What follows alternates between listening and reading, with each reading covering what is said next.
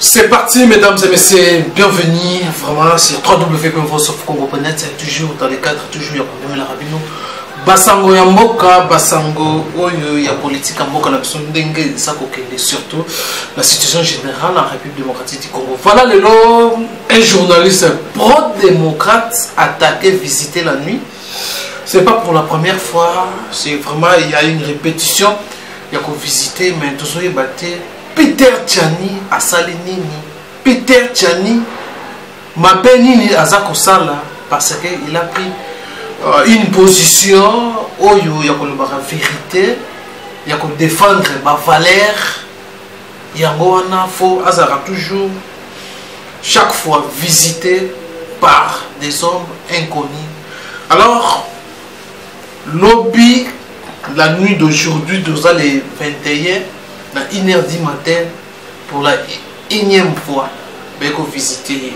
Mais tout le monde a journaliste pro-démocrate Peter Tchani Bolanda Ndenge a expliqué où est comme qui suit.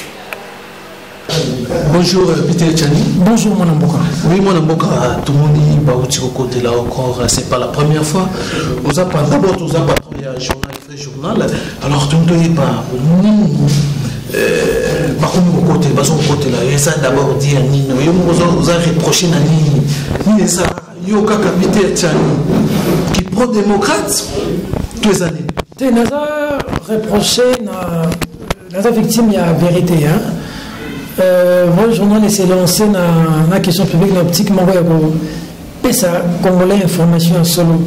Dans la marche, c'est ça, les matins, au gouvernement, on a 2 morts, puis on a la mort, on a confisqué la maladie, on a filmé dans ma famille. Tout le monde a fait un journal devoir de mémoire. Tout le monde a un peu parcours à politicien, bon, les menaces, oui, c'est de point de temps. À titre de rappel, une fois dans le kiosque, tout le monde a Seni. Tu as menacé en pleine émission. Menace, une fois, on leva moto la place, on confondait Nangaï, on négociait cette TV, on a bien Nangaï. On a la légèreté parce que on a bête ma bé. On a moto, on a comara, ma parole a moto, on a moto, on a bangaka. Et moi je suis arrivé, c'était pas ça la interview. Récemment, on a vu qu'il y a une menace. On a mis on négligé. C'est ça. Mais on s'est retrouvé dans la bandale violentée. L'issue a signé pendant 3 jours. Et l'objet n'a pas quoi. On a venu dans le dako, on a qui va bruit, dans le portail. Et là, on a un petit bout. Bon, on a un petit bout. Tu vois, c'est comme ça, on a les cas désintéressés. Après, on a beaucoup.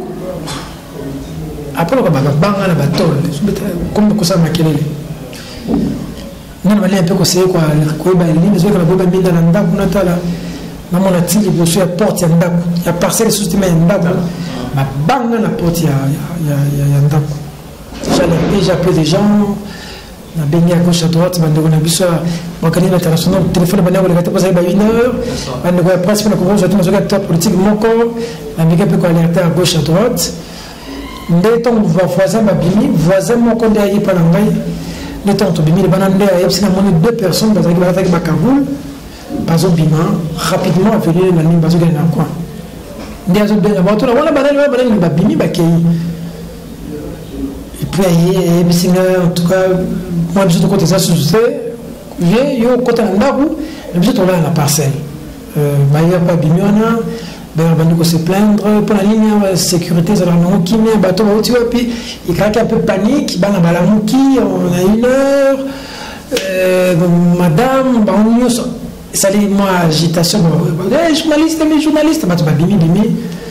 On a essayé de se tranquilliser parce qu'au fur et à mesure que on continue qu'on crier sur attaque, on dirait que ça va être pour tabaser la makasi moroti. C'est ça. Parce que détermination un peuple congolais a conservé un bokanaye et ça makasi. Tout ça la seule mboka congolais ça la bokanaye a respecté. Congolais ça a besoin problème na étranger, il y a des congolais mutubokanga. C'est ça. Dans la machine on va te poignarder ba congolais misatu na zanto. Sinon aza en paix lelo.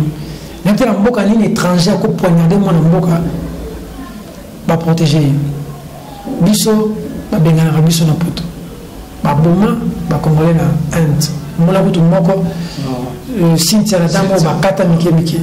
On a tué les Congolais calamité en Afrique du Sud. On tabasse les Congolais en Angola. Même à Brazza, on nous a chassés comme des chiens. Seule place de ça, nous avons beaucoup de biso, autant vivre, autant évoluer. Tant que nous avons beaucoup de biso, autant qu'il y a aussi des classes, aux gens de Moussalade.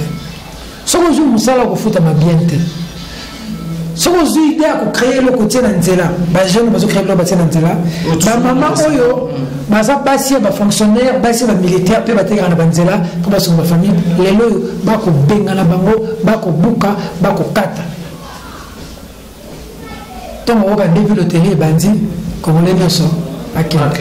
Pendant que ba congolais bazo kende, ba muso bazo kota na ba vache, bazo s'installer, ba muso bazo kota na est, ba muso bazo kota congolais fa bima.